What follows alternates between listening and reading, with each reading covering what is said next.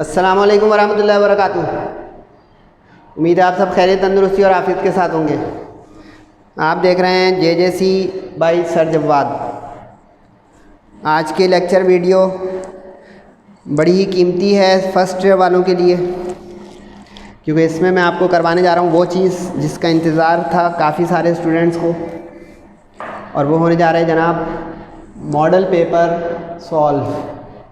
तो अपने साथ जो है बुक या कैलकुलेटर या चीज़ें रख लें, क्योंकि मैं आपको इंशाल्लाह समझाऊंगा।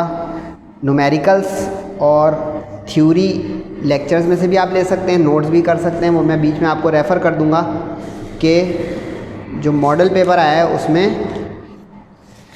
थ्योरी कहाँ तक है और न्यूमेरिकल कहाँ तक है। वैसे मैं ओवरव्यू दे चुका हूँ इस मॉडल पेपर का, वो जाके आप कैचअप करेंगे तो आपको मिल जाएगी वहाँ से तफसील कि कितना शेयर है न्यूमेरिकल्स का, उसकी इम्पोर्टेंस क्या है। तो आज के मरहले में इंशाल्लाह मैं आपको करवाने जा रहा हूँ तफसील के साथ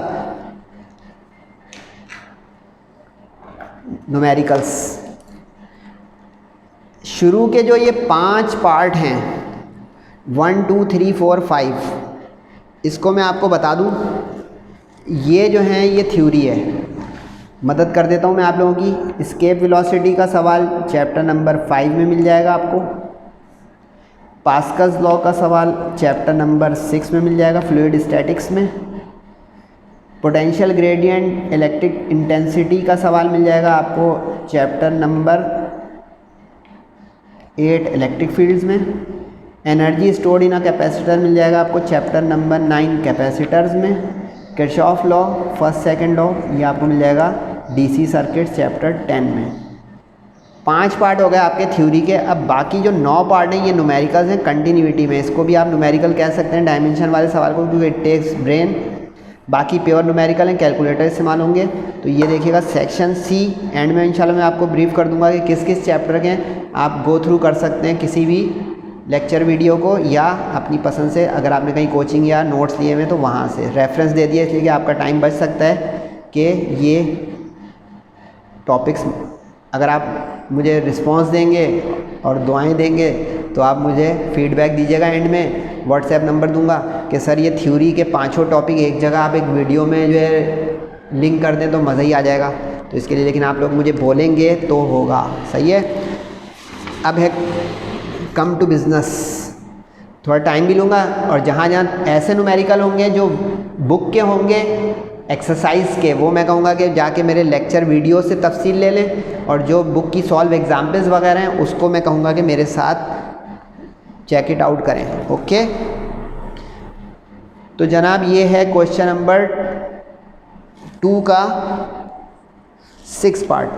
2 का 1 भूल से लिख दिया, 6 है ये। 2 का 6 है, इसमें इक्वेशंस को डायमेंशनली करेक्ट प्रूफ करना है, ठीक है। 2 का 6 है, ये भी 2 का 6 है, उसका पहला दूसरा था। अच्छा, उन्होंने उसके अंदर सीरियल नंबर एक लगा दिया 1 2, तो ये वो वाले केस है, लेकिन नो टेंशन। बिस्मिल्लाह कर लें भाई, कर लिया। आसान सा वाले जल्दी से कर लें। इसमें T जो है वो टाइम पीरियड होता है, उसकी डायमेंशन अच्छा है। इसका प्रेजेंटेशन जो है बिल्कुल बोर्ड की दी है मैंने माशाल्लाह से, आप इसको फॉलो कर सकते हैं। काइंडली सिर्फ तस्वीरें ना खींचिएगा, कुछ सुन भी लें मुझे, ताकि मेरा भी हौसला बुलंद हो। रोज़े के दिन हैं। तो T जो है इसकी dimension, numbers constant dimension less होते हैं, डायमेंशन लेस। L जो है लेंथ है या डिस्टेंस है, उसकी dimension L। G gravitational acceleration है, इसकी डायमेंशन L अपॉन। अच्छा, आप लोग डायमेंशन निकालेंगे कैसे ये बताएं। डायमेंशन निकालने के तरीके होते हैं 2। एक तो तरीका ये होता है कि आप अगर यूनिट से बना लेंगे। G के यूनिट्स क्या होते थे, मीटर पर सेकंड स्क्वायर। तो मीटर किस चीज़ के होते हैं, लेंथ के, और सेकंड स्क्वायर किस चीज़ का होता है, T के स्क्वायर का। तो देखें L अपॉन T स्क्वायर। ये डायमेंशन का तरीके 2 होते हैं, या तो उसके फॉर्मूले से पहुंच जाएं या उसके यूनिट्स जो होते हैं SI यूनिट्स उससे पहुंच जाएं। अब इनको फीड कर दें यहाँ पे, तो L फीड हो गया, इस L की जगह G की जगह L डायमेंशन लेस गायब हो जाएगा, तो यहाँ पे कैंसिल हो गया आपका L से L, जो बाकी बचा T-2 रेसिप्रोकल, परफेक्ट स्क्वायर आ गया बाहर। डायमेंशनली करेक्ट 2 नंबर एक सवाल के, 2 नंबर एक सवाल के, 4 नंबर का एक पार्ट सेक्शन B का। ओके, अब इसमें इक्वेशन ऑफ मोशन दे रहा है, वो टाइम पीरियड ऑफ पेंडुलम का जो है डायमेंशन का सवाल था। ये बोले इक्वेशन ऑफ मोशन है, सेकंड इक्वेशन ऑफ मोशन। अच्छा, model paper is not the board paper, ये मैंने आपके लिए आसानी की है कि काफ़ी सारे स्टूडेंट कह रहे थे कि सर ये सॉल्व करा दें ताकि हम प्रैक्टिस करके पक्के हो जाए माशाल्लाह। तो मैंने कहा कि ये कर ही दें बच्चों की फरमाइश पे कि बच्चे जो इतनी उम्मीद लगा के बैठे हैं सर जवाब से या JJC से। एस डिस्टेंस उसकी डायमेंशन L, VI, अच्छा VI भी उसी तरह से जैसे कि इसके यूनिट्स अगर आप सोचें तो मीटर पर सेकंड, तो मीटर की डायमेंशन L की है और सेकंड की डायमेंशन टाइम की है, तो LT हो गया इस तरह LT-1। हाफ और A जो है वो डायमेंशन लेस है, ठीक है। ओ सॉरी, A जो है हटा दें भाई यहाँ से। हाफ जो है वो डायमेंशन लेस है, A एक्सेलरेशन है, एक्सेलरेशन है द डायमेंशन LT-2, ठीक है। करेक्शन, हाफ जो है dimension less, 2 pi is dimension less, T square time की डायमेंशन का स्क्वायर T स्क्वायर। अब पुट करते हैं सब में, S की जगह L आ गई डायमेंशन, VI की जगह L/T, दूसरे T की जगह T, हाफ डायमेंशन लेस हो गया गायब, A की जगह, यानी डायमेंशन पुट करनी है, पहले अलग से बयान करें ब्रीफ कि कौन सी डायमेंशन किसकी है, फिर फीड कर दें उस इक्वेशन में जो गिवन हो। अच्छा, बुक खोलेंगे तो उसके अंदर इससे ज़्यादा प्रैक्टिस है, स्प्रिंग अटैच मास की है, थर्ड इक्वेशन ऑफ मोशन की है, काफ़ी सारी हैं, स्टोक्स लॉ है, उन सबको आप डायमेंशनली करेक्ट प्रूव कर सकते हैं। पुट कर दिया, इसमें क्या हुआ LT1 - 1 0 होके ख़त्म, L आ गया, यहाँ T-2 + 2 होके ख़त्म, L आ गया, L + L 2L नहीं हुआ क्योंकि डायमेंशनली 2 इज़ डायमेंशन लेस, तो L + L इज़ L।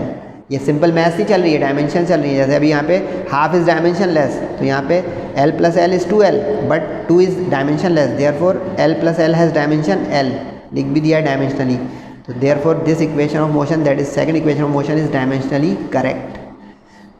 अच्छा, स्टार्टिंग का मामला लग रहा है, गुड।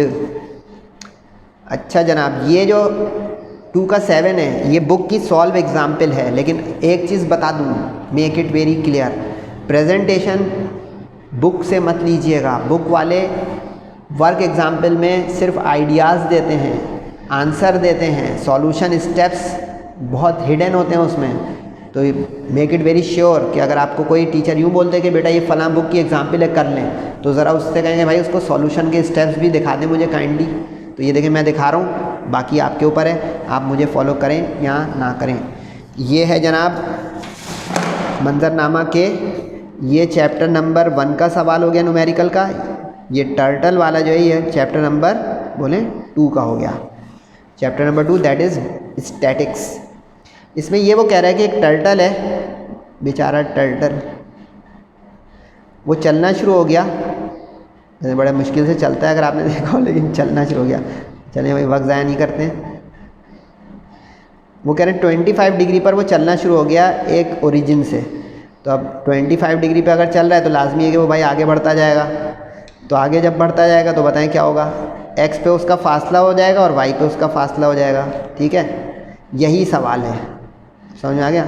बुक खोलेंगे तो उसमें तो टर्टल बना हुआ भी है। अब उसने कहा कि ओरिजिन से वो 10 सेंटीमीटर पर सेकंड की रफ्तार से चलना शुरू हो जाता है, यानी V0 बना के 25 डिग्री पर। 10 सेकंड के बाद बताएं वो कहाँ पे होगा। एक तो ये इसकी पोजीशन जो बनेगी यहाँ पे, जैसे फर्ज यहाँ करें आ गया तो यहाँ पे x और y बन जाएगी उसकी पोजीशन। एक तो ये पूछ रहा है कि जिस पोजीशन पे पहुँच जाएगा वो बताएं, और दूसरा ये पूछ रहा है कि ये कितनी दूर पहुँच चुका होगा चल चल के। बेचारा इसलिए बोल दिया कि बड़ी मेहनत करता है वो चलने में। तो ये कितने फासले पे पहुँच गया और उसके कोऑर्डिनेट्स जब वो मूव करके गया तो उसके कोऑर्डिनेट्स क्या बन गए। तो आसान सवाल है, बस डायग्राम नहीं बनानी होगी। आप लोग सोच रहे होंगे सर ने डायग्राम नहीं बनाई, बुक वालों ने क्यों बनाई। बुक वालों ने तो भाई बनाई, मैंने भी बना दी। ये ज़्यादा अच्छी है ना बगैर टर्टल के, कि इसमें पता चल रहा है करना क्या है। उसमें टर्टल लोग देखेंगे और कहेंगे कि करना क्या है। ओके, कोऑर्डिनेट्स ऑफ टर्टल यानी पोजीशन पूछ रहे हैं। Position is coordinates X Y, और डिस्टेंस वॉक या ट्रेवल्ड एस भी लिख सकते हैं, डी भी लिख सकते हैं, चॉइस इज़ योर्स। अब आप जानते हैं कि वेलोसिटी जो है वो एक वेक्टर है, तो हमें पहले वेक्टर को कंपोनेंट्स में रिजॉल्व करना होगा। कैसे रिजॉल्व करेंगे बेटा। एक्स कंपोनेंट में कॉस थीटा आता है, जैसे बचपन में पढ़ा होगा आपने कि F X is equal to F cos theta और F Y is equal to F sine theta. तो फॉलो दीज। तो V naught X is V naught cos theta, V naught Y V naught sine theta. कैसा, okay. अब calculator तो आप लोग के पास होगा। वी नॉट की वैल्यू 10 सवाल। अच्छा एक चीज़ बता दूँ, in chapter 2 doing vectors no conversion is needed, optional है। यानी आप लोग सोच रहे होंगे कि सेंटीमीटर पर सेकंड को कन्वर्ट नहीं किया, सेंटीमीटर में सारे कंपोनेंट्स आ जाएंगे, सेंटीमीटर में सारे जो है यूनिट्स आ जाएंगे, तो आखिर में एक दफ़ा सेंटीमीटर को मीटर बनाना चाहें तो बना दें, वरना वो भी ऑप्शनल है। साइड पे लिख लें कि वेक्टर्स में ऑप्शनल कन्वर्जन है, यानी वेक्टर के जो टॉपिक्स या वेक्टर के जो न्यूमेरिकल हैं, क्योंकि इस चैप्टर में मिक्स अप न्यूमेरिकल है। अगर आपने देखा हो इस चैप्टर में कुछ और भी है, टग बोट वाला है तो कार वाला है, वो सब जो होंगे ना उसके साथ ऐसा यूनिट ज़रूरी है। वेक्टर के जो है ना उसमें कन्वर्जन नहीं करनी होती है, ठीक है, नो कन्वर्जन।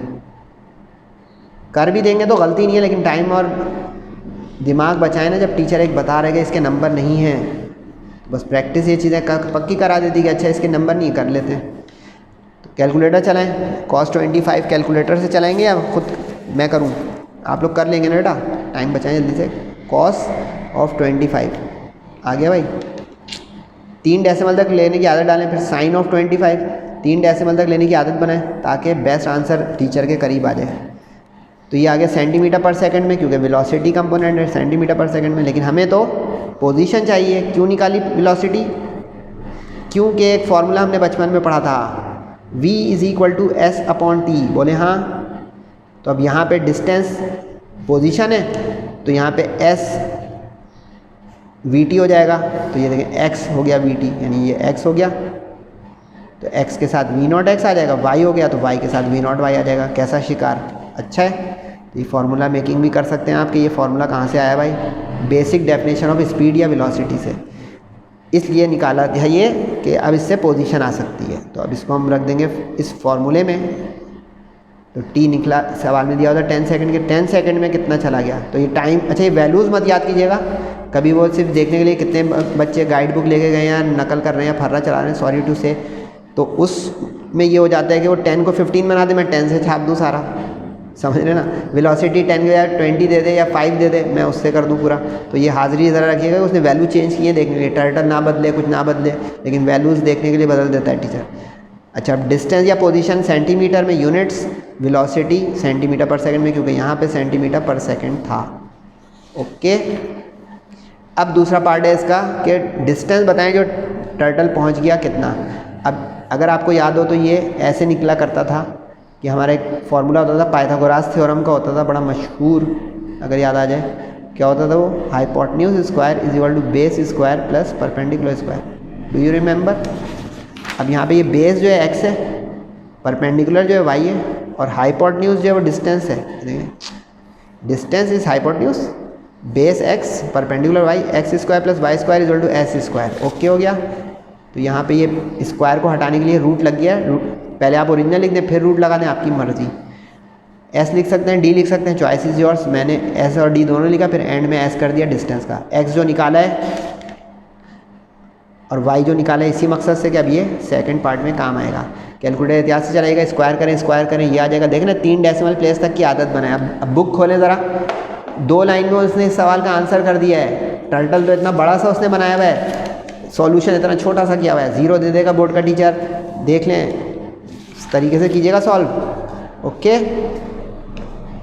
अच्छा ये 99.99 आ रहा होगा तो उसको राउंड ऑफ करके लिख दें। और ये हमने फिजिक्स में देखा पूरे फर्स्ट ईयर में, मेरे बहुत सारे जो है वो लेक्चर अपलोडेड हैं, जाके देखिएगा। उसमें मैंने कई मरतबा बोला है कि राउंड ऑफ टेक्निक आनी चाहिए स्टूडेंट को, लेकिन लाजमी नहीं होती कि हम ज़रूर रटेंगे राउंड ऑफ करना है।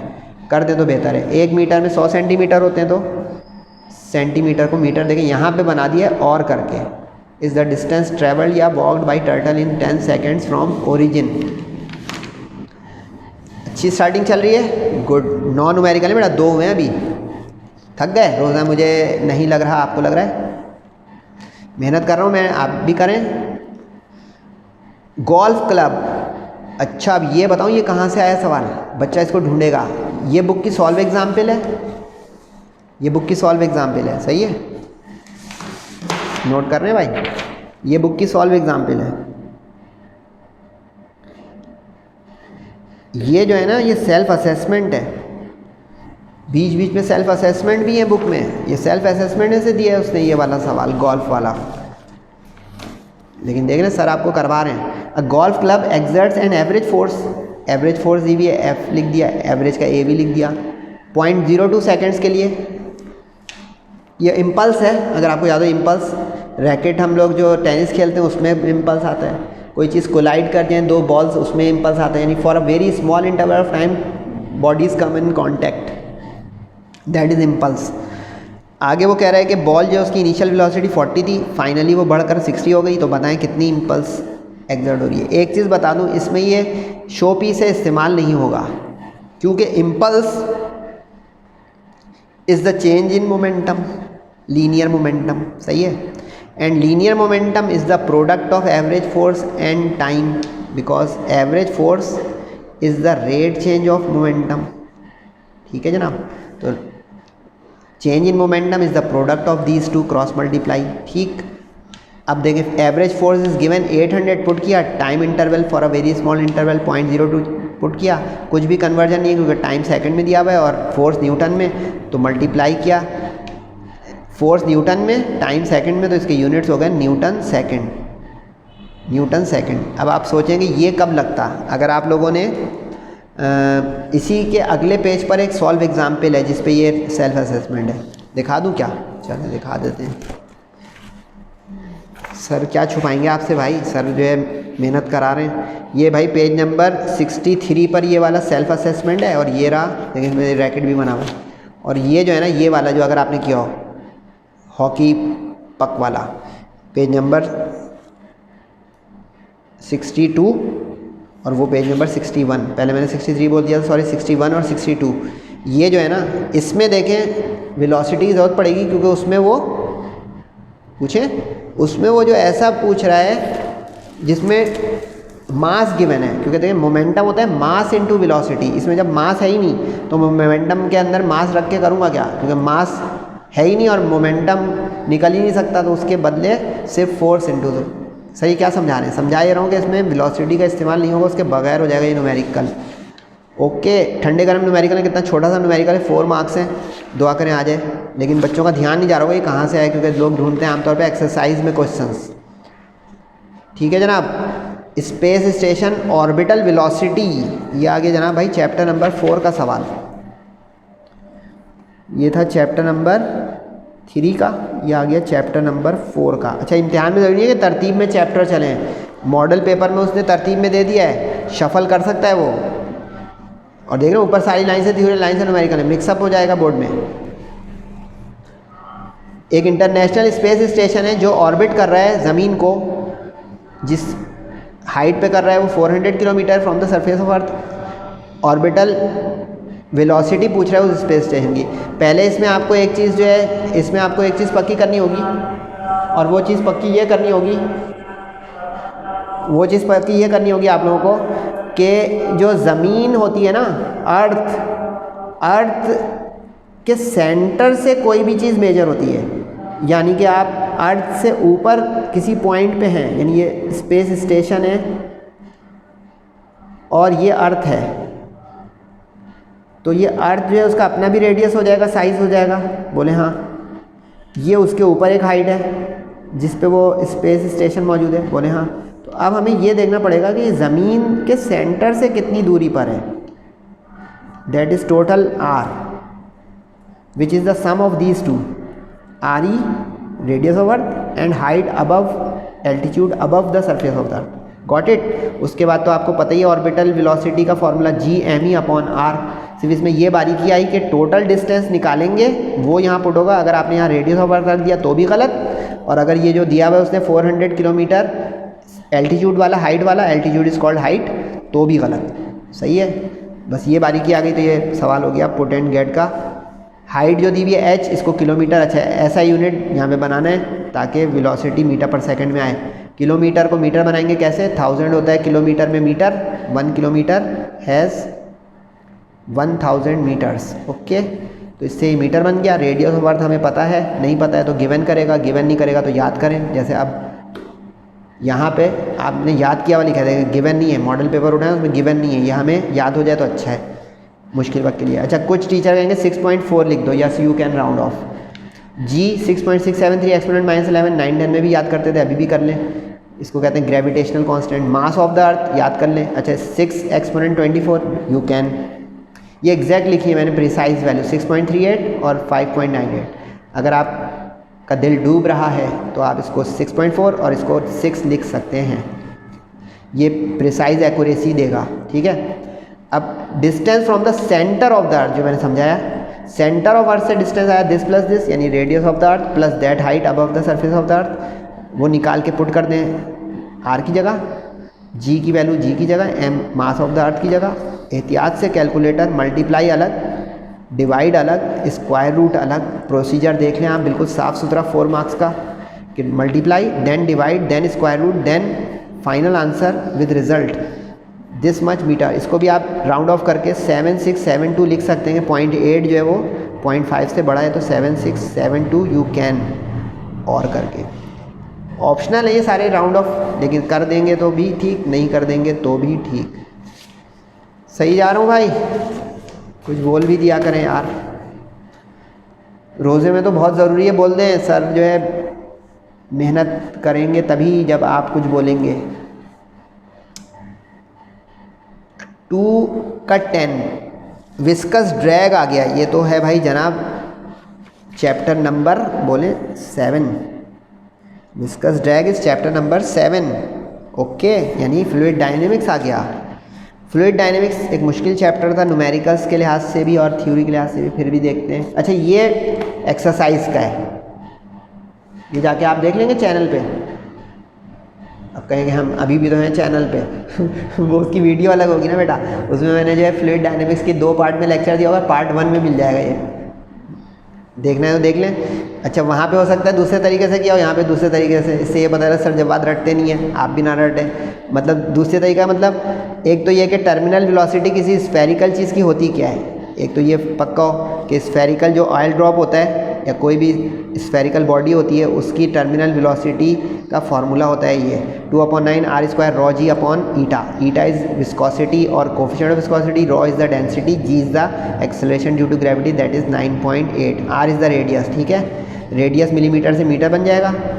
विस्कोसिटी के यूनिट्स पास्कल सेकेंड, एमसीक्यूज भी आ सकती है। डेंसिटी किलोग्राम पर मीटर क्यूब, मास पर यूनिट वॉल्यूम, मास पर यूनिट वॉल्यूम, मास किलोग्राम, वॉल्यूम मीटर क्यूब। मैंने अब फार्मूला मेकिंग की जो मेरी आदत है। टर्मिनल वेलोसिटी का फार्मूला का क्या काम सर, वो तो पूछ रहा है viscous drag.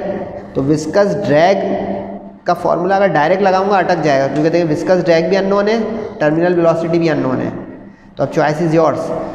Viscosity sorry terminal velocity को यहाँ पुट कर दें, ये देखिए पुट कर दिया मैंने, ये बाकी अपनी जगह है। इसको स्टोक्स लॉ कहते हैं, 6/η/RV। विस्कस ड्रैग का फार्मूला देता है ये स्टोक्स लॉ। अब देखें v उसकी जगह पुट हो गया ना, इससे होगा कि अब सिर्फ कैलकुलेटर चलाना पड़ेगा आपको, वरना पहले अलग से निकालें टर्मिनल वेलोसिटी, उसके यूनिट्स अलग लिखें मीटर पर सेकंड, फिर उस वैल्यू को यहाँ रख दें। चॉइस आपकी है। अगर मुश्किल में है तो आप पहले अलग से निकाल लें, ये जो आए वो यहाँ पुट कर दें और जवाब निकाल लें। मर्ज़ी है, कोई शर्त नहीं है, लेकिन मैंने दोनों तरीके बता दिए आपके ऊपर। 2 और 3 कैंसिल होकर आ गया तो ये हो गया 2 2 4, 4/3। बाकी सब कुछ r स्क्वायर इंटू r मिलकर r³। ठीक है, अब देखें पता चल रहा होगा सर के ये करने से हो क्या रहा है। देखें एक मरतबा मुझे r रखना पड़ रहा है, वहाँ पे अलग से स्क्वायर करेंगे, फिर रख के अलग से एक और r रखेंगे, रिपीटेडली हो जाएगा। तो मेरा मशवरा यही है कि आप इसको एडजस्ट करें, डाइजेस्ट करें। अच्छा अब यहाँ पे आप सोच रहे होंगे कि ईटा को ईटा से कैंसिल क्यों नहीं किया, ताकि जो गिवन है वो यूज़ हो जाए। ये मैंने लेक्चर में भी अपने बोला होगा, ईटा जो है यहाँ पे गिवन है ना, पुट कर दें, पुट करके कैंसिल कर दें। ये कैलकुलेटर में मत डालें, कैलकुलेटर में फिट मत करें। अब कैलकुलेटर में this into this cube into this g 9.8। अच्छा जी को डाटा में लिखना ज़रूरी नहीं होता है, कैपिटल जी को लिखना होगा, जैसे पिछले सवाल में आया था। मल्टीप्लाई अलग करें, डिवाइड बाई 3 अलग करें, जो आ जाए न्यूटन में, क्योंकि एनी टाइप ऑफ फोर्स, चाहे वो एवरेज फोर्स हो वो गोल्फ बॉल वाली, चाहे ये ड्रैग फोर्स हो विस्कस वाली, दोनों के न्यूटन यूनिट्स आंसर। ये बुक का एग्जाम्पल नहीं है, बुक के एक्सरसाइज है। अब आप इसको जाके बुक की एक्सरसाइज से देख सकते हैं। चॉइस आपकी है कि अगर आपको देखना हो। ये चैप्टर नंबर 7 एक्सरसाइज का है। ठीक है, इससे अंदाज़ा कुछ होना शुरू हो बच्चों आपको? मैं बताऊं कुछ, आप लोग भी तो अंदाज़ा लगाएं बेटा, साइंस के स्टूडेंट हैं आप लोग। अंदाज़ा लगना ये शुरू हुआ कि न्यूमेरिकल्स हर तरफ से वो कवर करेगा। यानी if you are wishing and willing to attempt all the numericals of the physics 2024 paper board exam, you have to practice numericals thoroughly, exercise as well as selective important solve examples, and in bits and pieces if required self assessment। अब मुझसे आप कह दें कि sir कुछ solve example भी करा दें, मैं बोलूँगा वाह बेटा एक्सीलेंट। ये आ गया भाई चैप्टर नंबर 10। अच्छा चैप्टर 10 का ये वाला सवाल अभी मैंने यूट्यूब पर डाला नहीं है, तो यहाँ आपको पहले मिल रहा है, वहाँ थोड़ा देर में मिलेगा। तो ये जो है यहाँ से देख लें, ये चैप्टर 10 का आगे जिसका नाम था डीसी सर्किट्स। इसमें उन बच्चों को फ़ायदा हो जाएगा जिन्होंने चैप्टर 9 कैपेसिटर मेरे साथ समझा हुआ है, सीरियस बता रहा हूँ। चैप्टर 10 का आगे ये चैप्टर 10 डीसी सर्किट्स है। कैपेसिटर सीरीज़ में चार्ज सेम देते हैं, रेजिस्टर सीरीज़ में बोले करंट सेम देते हैं। उसने कहा कि कंबाइंड इन सीरीज़ का मतलब है ऐसे रेजिस्टर 1 2 3 हो गया, तीनों सीरीज़ में, उसको एक बैटरी के साथ जोड़ दो, डीसी सोर्स, तो यहाँ से ये करंट और वोल्टेज देगा, और यहाँ से ये रेजिस्टेंस आ गए R1 R2 R3। अब वोल्टेज सबको अलग अलग मिलेगा, पोटेंशियल ड्रॉप कहते हैं इसको, यानी potential will be dropped across each resistor. जैसे सीरीज़ में कैपेसिटर में भी पोटेंशियल हर कैपेसिटर अपना ले लेता है, सही है। सीरीज़ में वहाँ चार्ज सेम रहता है, यहाँ करंट सेम रहता है। वहाँ Q = CV के रिलेशन से हम जो है पहुँचते हैं चार्ज तक या वोल्टेज तक, पोटेंशियल ड्रॉप तक।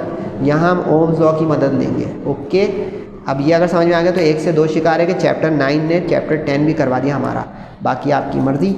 3 रेजिस्टर है, रेजिस्टर का सिंबल होता है R1 R2 R3, और ये जो निशान है ये ओमेगा है, जिसको ओम कहते हैं। 1 ओम 2 ओम 3 ओम 3 रिस्पेक्टिव रेजिस्टर्स हो गए। EMF ऑफ बैटरी, EMF बोल रहा है लेकिन आप इसको V से लिखेंगे, E लिख सकते हैं लेकिन नहीं लिखेंगे, क्योंकि EMF जो है बैटरी चलाती है, जो उसकी फोर्स होती है। सही है जनाब। इसमें अब वो पूछ रहा है 2 पार्ट, एक total resistance of the combination, सही है भाई, एक तो ये पूछ रहा है, और एक potential drop across each resistor, यानी V1 V2 V3। Total resistance का तो फॉर्मूला है, इसको याद करें कि total resistance is the sum of individual, कि एक ही सर्किट में अगर सारे के सारे सीरीज़ में लगो रेजिस्टेंस तो प्लस। अच्छा, इसमें भी एक चीज़ और अक्ल की दे दूँ, कैपेसिटर पैरेलल में सम होते हैं, सीरीज़ में रेसिप्रोकल का सम होता है। यहाँ पे सीरीज़ में सम होता है रेजिस्टर, पैरेलल में रेसिप्रोकल का सम होता है, सही है। 1 से 2 शिकार करवा रहा हूँ, टाइम भी दिमाग भी। यानी जो रेजिस्टर का सीरीज़ का काम होगा वो पैरेलल में कैपेसिटर का होगा, जो सीरीज़ में कैपेसिटर का काम होगा वो पैरेलल में रेजिस्टर का होगा। अब आप पे है कि आप अच्छा समझ रहे हैं या बुरा, कि सर एक वक्त में एक चीज़ पढ़ाते हैं दूसरी भी बताते हैं। 1 + 2 + 3 = 6, ये तो इतना बच्चों वाला सवाल हो गया। 2 नंबर मिल गया। अब 2 नंबर में पोटेंशियल ड्रॉप 4 मार्क्स का एक न्यूमेरिकल है, चाहे छोटा हो चाहे बड़ा हो 4 मार्क्स का होगा। प्रेजेंटेशन देख लें भाई। टोटल करंट निकालेंगे, क्योंकि देखिए करंट सबको सेम मिलेगा, यानी करंट सबको सेम मिलेगा, इसलिए करंट निकालने के करंट के ज़रिए वोल्टेज तक पहुँचेंगे, ओम्स लॉ। देखिए ये करंट आ जाएगा पूरा ये वाला, तो वो बारी बारी V1 के लिए, V2 के लिए, V3 के लिए, तीनों के लिए इस्तेमाल होगा। तो अब वो करंट कैसे आएगा, ओम्स लॉ से V = IR, R equivalent use करेंगे, R क्रॉस मल्टीप्लाई में चला गया, सही है। 24 से 6 को कैंसिल कर दें, कैलकुलेटर चला लें, आपकी मर्ज़ी। 4 आ गया। 4 एम्पेयर, एम्पेयर करंट के यूनिट्स हैं, ओम रेजिस्टेंस के यूनिट्स हैं, और बोले वोल्ट जो है वोल्टेज यानी पोटेंशियल ड्रॉप के यूनिट्स हैं। अब करंट सेम रहता है सीरीज़ में, तो अब आपके ऊपर है कि आप यहाँ पे I1 लिख दें या I लिख दें, ऐसे भी लिख सकते हैं आप। V1 = IR1, क्योंकि जब सारे करंट सेम है तो I के साथ 1 2 3 ना लिखें, चॉइस आपकी। यहाँ पे IR2 लिख दें, चॉइस आपकी।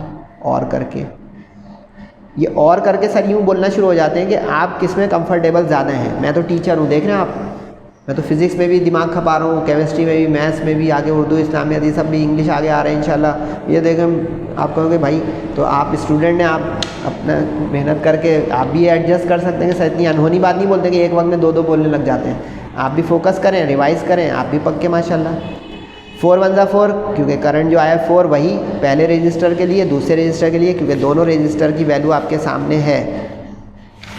देखिए पहली 1 2 3, बस वही देखें 1 2 3, 4 1 जा 4, 4 2 जा 8, 4 3 जा 12। चेकिंग बता दूं क्या, इस सवाल की चेकिंग भी है कि टोटल वोल्टेज बैटरी के ईएमएफ के बराबर आ जाए तो समझे कि मैंने सही किया है। चेकिंग की चेकिंग देखें 4 + 8 + 12, बैटरी का कितना था याद रहा या फिर पेज पलटूँ? 24 था। 12 + 8 20 + 4 24 वोल्ट चेक्ड, समझे? बैटरी का ईएमएफ आ गया। इसका मतलब ये हुआ कि उसी बैटरी ने 3 रजिस्टर्स को अपने अपने हिस्से दिए और टोटल नेट सेम रहा। ओके, तो ये चैप्टर नंबर 10 का था। अब ये आ गया पेंडुलम यानी ऑसिलेशंस। Oscillations chapter number 11। अच्छा ये बता दूं ये एक्सरसाइज का है, करवाऊँ या ये मेरे वीडियो में मिल जाएगा? ये एक्सरसाइज का है, ये सब नोट कर रहे हैं ना, आपको ढूंढना ना पड़े एक्सरसाइज में, ठीक है? ये जो चैप्टर के एंड में होती है। एक पेंडुलम है जिसकी लेंथ दी हुई है, लेंथ हो गया L, सेंटीमीटर को मीटर बना लिया, 100 से डिवाइड। उसके जो बॉब है उसका पेंडुलम का जो है वो किलोग्राम में मास है, किलोग्राम मेरा ग्राम होता तो किलोग्राम बनाते हैं।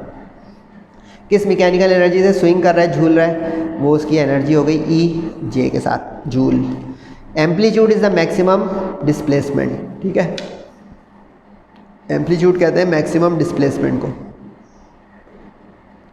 अब ये ज़रा भूल-भुलैया सवाल है, लंबा सवाल है, क्योंकि इसमें लिंक्स बनाने पड़ेंगे। कोई भी ऐसा फॉर्मूला नहीं है जिसमें डायरेक्ट मास और लेंथ का एम्पलीट्यूड से रिलेशन हो। तो अब इसमें रास्ता बनाए मेरे साथ, वैसे ये बनवा चुका हूँ तफसील से। टाइम पीरियड का फॉर्मूला देखें तो T आ जाएगा। क्यों आ जाएगा भाई? क्योंकि टाइम पीरियड का रिलेशन होता है एंगुलर वेलोसिटी या स्पीड से, तो एंगुलर स्पीड या वेलोसिटी आ जाएगी। एंगुलर स्पीड वेलोसिटी क्यों आ जाए? क्योंकि एंगुलर स्पीड वेलोसिटी का ताल्लुक होता है, बोलें आगे पेज पलटूँ, उसका ताल्लुक होता है एनर्जी के साथ K का बनकर। क्योंकि देखिए K जो है ना, इसको K निकालने में इस्तेमाल करेंगे, जिसको हम कांस्टेंट कहते हैं, फोर्स कांस्टेंट। K आ जाएगा तो ½ kx² जो फॉर्मूला है उससे आपका जवाब आ जाएगा। ये रास्ता समझे? कुछ नहीं समझे? अब समझाता हूँ। ये चाहिए था, बोले हाँ। ये गिवन था, बोले हाँ। K नहीं था कांस्टेंट। अब उल्टा चलाएं, K कैसे निकालें? ये देखें, एंगुलर स्पीड और वेलोसिटी का रिलेशन बना लें, क्योंकि ये इसके बराबर भी होता है, ये इसके बराबर भी होता है। तो देखें इससे हुआ क्या फ़ायदा कि अब ओमेगा की मदद से K निकाल लेते हैं। यानी अब इसमें K आ जाए, अगर ओमेगा आ जाए तो अब हम ओमेगा निकालते ही नहीं, क्योंकि दोनों कंपेयर कर लेते हैं तो यहाँ पहुँच जाते हैं। अब इसमें आपको समझ में आ गया कि T क्यों निकालेंगे, क्योंकि T आएगा तो K आएगा। Got it? रास्ता बना, यानी T आएगा तो K आएगा, K आएगा तो एम्पलीट्यूड आएगा। समझ आएगा ये चीज़? तो टाइम पीरियड का फॉर्मूला लगाया, जल्दी से कैलकुलेटर चलाया, सॉल्व किया, यहाँ पहुँच गए सेकंड्स में। अच्छा वर्टिकल कीजिएगा, यहाँ मैंने सामने कर दिया है, जितनी भी जगह आप न्यूमेरिकल करें वर्टिकल ऊपर से नीचे सेकंड। अब इन दोनों रिलेशन को याद रखिएगा, ये एक फार्मूला है एंगुलर स्पीड वेलोसिटी का और एक ये है। ये दोनों कंपेरेबल हो गए क्योंकि एक ही चीज़ के हैं। एज द केस ये टाइम पीरियड के लिहाज से और ये मास और फोर्स के लिहाज से। तो इनको एक जगह की स्क्वायरिंग बोथ साइड की जो मेरी आदत है, फार्मूला मेकिंग करने जा रहा हूँ, तो K को एक तरफ करूँगा। स्क्वायरिंग की तो रूट बाहर आ गया, 2 का स्क्वायर 4 हो गया, पाई का स्क्वायर T का स्क्वायर हो गया, क्रॉस मल्टीप्लाई T उधर गया, वैल्यूज रखें, मास 2.5, T जो निकाला है 1.73, 3 डेसिमल तक की आदत बना लें, 4 मैंने ज़्यादा कर दिया, आप 3 कर लें, मल्टीप्लाई करें, डिवाइड करें अलग अलग। स्प्रिंग कांस्टेंट न्यूटन पर मीटर, कैसे? क्योंकि K होता था F/x हुक्स लॉ से, तो इसलिए न्यूटन इसके, मीटर इसके, तो न्यूटन पर मीटर इसके यूनिट्स। यूनिट्स खा गए अगर आप तो 1 नंबर वो खा जाएगा, टीचर तैयार बैठा हुआ है। लेकिन यहाँ पे सेकंड, यहाँ पे न्यूटन पर मीटर, ये सवाल मॉडल पेपर का सबसे अच्छा सवाल बन रहा है इस सेंस में कि इसमें लंबा, लेकिन कितने गोल्फ वाला कितना छोटा था, ये कितना बड़ा था, बराबर एवरेज। एवरेज बनाइएगा 8 to 10 मिनट्स पर शॉर्ट क्वेश्चन। ओवरव्यू देखिएगा जाके मेरा वीडियो का, उसमें मैंने ये बयान किया है। अब रास्ता खुल गया, 2 उधर कर दे, के फॉर्मूला मेकिंग में जो करता हूँ, वैल्यू रखी, कैलकुलेटर चलाया, मल्टीप्लाई अलग कीजिएगा, डिवाइड अलग, एक साथ मत फीड कीजिएगा कैलकुलेटर में। जो जवाब है उसका स्क्वायर रूट ले लें। मीटर में आ गया, डेसिमल के हम आदी नहीं है तो 2 डेसिमल प्लेस आगे मूव कर दें 100 से, तो 1 मीटर में 100 सेंटीमीटर होता है, तो उससे फटाफट हमारा बन गया 3 सेंटीमीटर एम्पलीट्यूड। ओके, एक्सरसाइज में भी ये सवाल है। मज़ीद अगर आपको इसकी ख्वाहिश हो तो आप चैनल पे देख लें। अच्छा भाई, ये सवाल आ गया सोर्स ऑफ साउंड, ये तो डॉपलर इफेक्ट आ गया। Chapter number 12 acoustics, chapter number 12 का सवाल आ गया भाई, एकॉस्टिक्स। अच्छा, ये बुक की सॉल्व एग्जाम्पल है, ये बुक की सॉल्व एग्जाम्पल है, लेकिन मैं साथ साथ आपकी मदद कर रहा हूँ भाई। ये एग्जाम्पल है, ये एक्सरसाइज है, ये एक्सरसाइज है, ये एक्सरसाइज है, ये एग्जाम्पल है स्पेस स्टेशन वाली, सही है। गोल्फ क्लब वाली जो सेल्फ असेसमेंट है, और टर्टल वाली एग्जाम्पल है, ठीक है। और ये जो है थ्योरी है डायमेंशन वाला। इसमें डॉपलर इफेक्ट क्या कहता है भाई कि रिलेटिव मोशन की वजह से फ्रीक्वेंसी जो है वो चेंज होती है। ये फॉर्मूला होता था when source of sound moves as well as listener और observer moves towards each other. एक दूसरे की जानिब अगर हरकत कर रहे होंगे दोनों, तो ये फॉर्मूला लगेगा। अब उसने यही बोला है कि एक सोर्स ऑफ साउंड है, एक लिसनर है, दोनों एक दूसरे की जानिब जा रहे हैं इस वेलोसिटी से जो 0.5 टाइम्स और 0.2 टाइम्स है स्पीड ऑफ साउंड के। अब स्पीड ऑफ साउंड को v ले लो, v स्पीड ऑफ साउंड, ठीक है। अब स्पीड ऑफ साउंड के कंपैरिजन में उन्होंने दी हुई है रफ्तार दोनों चीज़ों की, तो इन टर्म्स ऑफ या टाइम्स का मतलब होता है मल्टीप्लाई, तो 0.5 टाइम्स v का मतलब 0.5 times the speed of sound, 0.2 times का मतलब 0.2 टाइम्स स्पीड ऑफ साउंड, सही है। जो एक्चुअल फ्रीक्वेंसी निकल रही है उस साउंडिंग बॉडी से वो 2000 हर्ट्ज है, तो इसमें s लिख दिया, s फॉर सोर्स। अब उसने कहा है कि जो कानों तक पहुंचेगी उस ऑब्जर्वर या लिसनर के, उसकी फ्रीक्वेंसी जो डिटेक्ट हो रही होगी उसकी परसेंट चेंज बताएं, परसेंट चेंज बताएं उस फ्रीक्वेंसी में। तो ये निकल आएगा बड़े आराम से। अगर आपको ये पता हो कि चेंज हमेशा ओरिजिनल में होता है, तो change in original multiply by 100 से परसेंट आ जाएगी। ओके, तो अब कैलकुलेटर इंग्लिश ज़्यादा लग रही होगी क्योंकि ये मैंने मार्कर से लिखा हुआ है।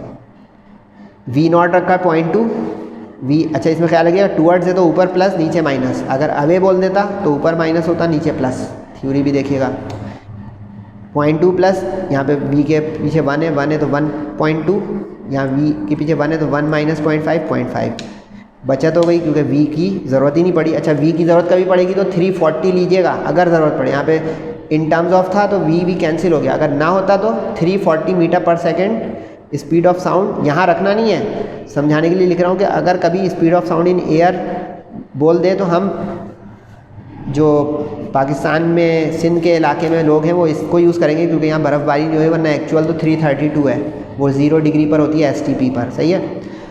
2000 एक्चुअल फ्रीक्वेंसी थी, वो रख दी, कैलकुलेटर चलाया, मल्टीप्लाई किया।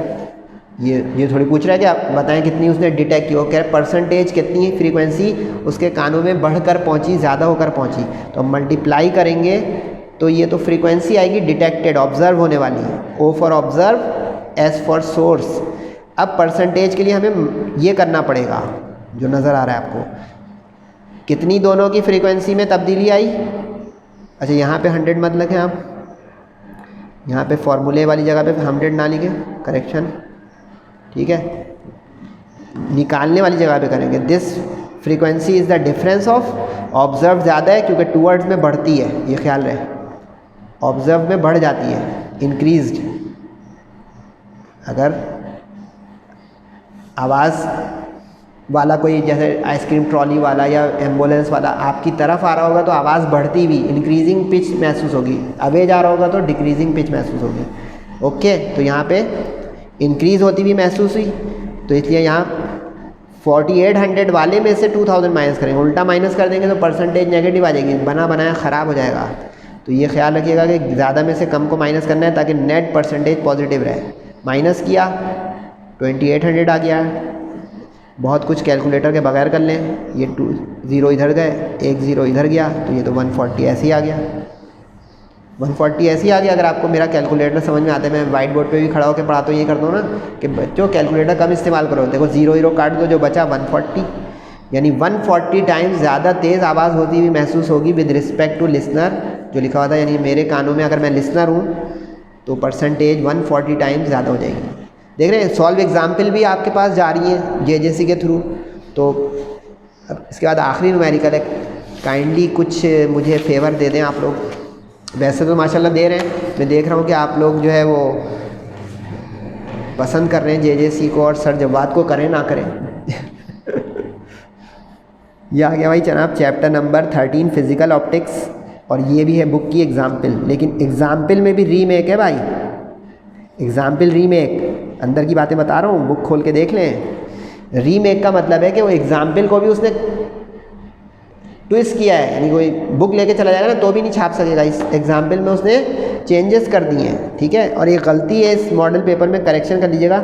यहाँ पे 100 होगा तो विजिबल रेंज की लाइट आएगी, अगर 10 रख देंगे तो इंफ्रारेड लाइट हो जाएगी। इंफ्रारेड से न्यूटन रिंग का एक्सपेरिमेंट ही नहीं होता। तो ये करेक्शन आ गई, ये कर लीजिएगा। उसके बाद न्यूमेरिकल कर रहे हैं भाई, सही है। सेक्शन सी के लिए मैं आपको आउटलाइन बता दूंगा कि कौन सा किस चैप्टर का है। अगर मुझे टाइम मिल गया रोज़ों के बाद, ईद के बाद, but you have to wait. अगर आप जेजेसी के फॉलोअर हैं तो मैं सेक्शन सी के लॉन्ग क्वेश्चन वीडियो में डाल सकता हूँ, but it will take time, क्योंकि रोज़े में टाइम शॉर्ट है बच्चों, आपको भी समझ में आ रहा होगा। क्योंकि सिर्फ ये मैं पढ़ा नहीं रहा हूँ, बाकी काम भी कर रहा हूँ, आपको पता है, क्योंकि ये तो दुनियादारी है। आप लोग सरजवाद को अगर समझते हैं। न्यूटन ब्राइट रिंग का एक एक्सपेरिमेंट है, उसमें लेंस वेंस होता है, रिंग का नंबर दिया होता है कि कौन से नंबर का रिंग है, वो 16 रिंग है। उस रिंग के आगे बोल रहा है कि उसका डायमीटर हम आपको दे रहे हैं, तो डायमीटर सेंटीमीटर में तो 100 से डिवाइड करके मीटर बना लीजिए, क्योंकि 1 metre is equal to 100 centimetre, ठीक है। लेंस जो है उसका कर्वेचर, ये मैं कह रहा था, देखिए यहाँ पे मॉडल पेपर में 10 है, 10 से करेंगे गड़बड़ हो जाएगी। 100 centimetre is equal to 1 metre, ठीक है। अब ये देखिए, अब 100 से कितना प्यारा सही जवाब आया है। उस रेंज में जो हमारी विजिबल रेंज है, विजिबल रेंज होती है अबाउट 400 टू 700, या कहीं पे लिखा हुआ है 400 टू 750, इस रेंज में। देखो 700 के अंदर आ गई ना ये चीज़। अगर अभी आप 10 से करें, देखिएगा क्या होगा। तो करेक्शन भी सर जब बात करा देते हैं, कभी आप लोग भी माशाल्लाह कभी मेरी करेक्शन करा देते हैं। जैसे एक स्टूडेंट ने कराई, वो करेक्शन नहीं थी, वो हल्की सी एक चीज़ थी कि वो कैपेसिटर में सर आपने एलसीएम लिया था। मैंने कहा हाँ बेटा, वो एलसीएम मैंने जो है पता नहीं बहुत बड़ों के तरीके से ले लिया, तुम लोग सही से लो। तो इस तरह के फीडबैक आते हैं ना, तो मैं उस पर जो है खुश होता हूँ कि किसी ने कहा कि सर वो एलसीएम हम गलत दे रहे हैं, आपने जो है जो यूट्यूब पे जो है, मैंने कहा वो गलत नहीं है, बस समझे बड़ी गिनती आ गई उसमें, वो नीचे सिंप्लीफाई होकर सेम आ जाएगा। न्यूटन रिंग एक्सपेरिमेंट सब कुछ हो गया। रेडियस कैपिटल आर होता है। अच्छा, डायमीटर, यहाँ पे भी आप रेडियस बना सकते थे कि diameter is twice of radius, तो रेडियस इज़ डायमीटर हाफ, ठीक है। यहाँ भी कर सकते हैं आप डाटा में, सॉल्यूशन में। मैंने फार्मूले में कर दिया क्योंकि मेरी आदत फार्मूला मेकिंग है। आप पे है कि आप किस तरह कंफर्टेबल हैं। न्यूटन रिंग का ये फार्मूला याद कर लें आप, क्योंकि फिज़िकल ऑप्टिक्स के मैं वीडियो डाल रहा हूँ, उसमें भी आपके पास चला जाएगा। लेकिन ये एग्जाम्पल है, एग्जाम्पल बाद में कभी करेंगे। लेकिन देखें, आज के मॉडल पेपर के बहाने आपको कम से कम 4 एग्जाम्पल सेल्फ असेसमेंट और 1 थ्योरी क्वेश्चन डायमेंशन, तकरीबन 5 पहुंच गए। तो आपकी वो ख्वाहिश भी पूरी होना शुरू हो गई माशाल्लाह से कि सर एग्जाम्पल भी कुछ करवा दें। और देख रहे हैं बुक में खोलें, ऐसे थोड़ी होगी एग्जाम्पल, वो सुपर कंप्यूटर में वो फीड कर रहे हैं ऑथर और publisher, put and get, calculation करके दिखानी है बेटा। ये बात शेयर कीजिएगा तमाम अपने दोस्तों से कि सर जब आज जेजेसी हमें गाइडेंस दे रहे हैं कि बुक के कोई भी, चाहे आप केमिस्ट्री के फॉलोअर हैं, चाहे फिज़िक्स के, चाहे इवन मैथ्स के, बुक की सॉल्व एग्जाम्पल के स्टेप्स मत कॉपी किया करें। वो डायरेक्ट होते हैं, क्योंकि there should be a teacher to guide how to follow book solve examples, work examples. कोई टीचर आप बनाएं किसी को बड़ा, अगर आप अपने तौर पर बुक की एग्जाम्पल्स को उस तरह कर लेंगे या प्रैक्टिस या याद, तो वो 0 या 2 नंबर दिला देगा 4 में से कि ये कोई तरीका है करने का। वो एक आइडियाज़ हैं, उसको कोई टीचर समझाए क्लियर कि how to present it, how to show steps which are hidden in the book. सही है, बाकी आपकी मर्ज़ी। तो रेडियस हाफ ऑफ n का मतलब नंबर है, वो नंबर आप यानी यूँ भी लिख सकते हैं D16, यानी 16वां रिंग है ना, 1 2 3 इस तरह रिंग्स बनते हैं। अगर आप इसकी थ्योरी करे होंगे तो 16वें नंबर का रिंग जो है वो, तो अब उसका जो है उसने नंबर दिया हुआ 16, तो n की जगह नंबर लिख दिया 16। देखें r रेडियस ऑफ कर्वेचर था वो 1 रख दिया। सही है, फार्मूला मेकिंग में मेरा क्या हुआ, ये पूरा अपॉन में आ गया, लैम्डा उधर ही रह गया, तो r(n-½ अपॉन में आ गया 4 के साथ क्रॉस मल्टीप्लाई। ठीक है, ओरिजिनल फार्मूले में रूट था स्क्वायरिंग की, ताकि ये 2 का 4 हो जाए, ये स्क्वायर हो जाए, बाकी रूट से बाहर आ जाए। ओके, अब कैलकुलेटर एहतियात से चला लें। 16, अच्छा हाफ का मतलब 0.5 होता है, तो 16 माइनस 0.5 ये 15.5 हो गया। कैलकुलेटर मल्टीप्लाई अलग, डिवाइड अलग, मीटर में आ गया, ये आंसर है। लेकिन आपको बता चुका हूँ मैं फिजिकल ऑप्टिक्स के न्यूमेरिकल कराते हुए अपने एक्सरसाइज के सबसे ज़्यादा जो आज कॉमन यूनिट दुनिया में चल रहा है वेवलेंथ वगैरह का, वो नैनोमीटर है। तो इसलिए हम इसको नैनोमीटर बना लें तो बेहतर है कि 1 मीटर इज इक्वल टू 10 की और 9 nanometre which is the required wavelength of light. ये लिखा हुआ है end of section B, not the end of model paper. लेकिन व्हाट्सएप नंबर दे दूँ मैं आपको, क्या बोलिए, व्हाट्सएप नंबर ये लें भाई जल्दी से। वैसे काफ़ी लोगों के पास है ये ऑफिशियल जेजीसी का, ये इसलिए कि भाई सर जवाद जो है उनकी एनर्जी आप लोग हैं माशाल्लाह, स्टूडेंट्स, माय डियर स्टूडेंट्स, तो आप लोग कुछ हौसला दिया करें। मैं दुआओं की ख़ास दरख्वास्त है, क्योंकि ये मेहनत करना इतना आसान लगता है नहीं। ये है वो समरी बेटा जिसके लिए आप जेजेसी देख रहे हैं या नहीं देख रहे हैं, मैं आपको देख रहा हूँ। ये देख लें भाई, ये है वो समरी कि सेक्शन बी और सी में थ्योरी कहाँ से आई है। न्यूमेरिकल तो मैंने करा दी है, एमसीक्यूज इंशाल्लाह एक अलग वीडियो में मिल जाएगी आपको। लेकिन एक बता दूँ, एमसीक्यूज जो एक्सरसाइज की 10 एमसीक्यूज है ना, उसकी मैंने वीडियोस डाली हुई हैं, उसी में से उसने हर चैप्टर में से एक एक दिए। Ditto copy word to word from book MCQs. Numerical decisive होंगे, make it very sure. Sir जब बात आपको बता के कंक्लूड कर रहे हैं आज का lecture, MCQs will be decisive in this first year physics paper. क्यों? क्योंकि MCQs देखा आपने एक्सरसाइज की भी हैं, एग्जाम्पल की भी हैं, और एक सेल्फ असेसमेंट की भी है। तो बी अवेयर।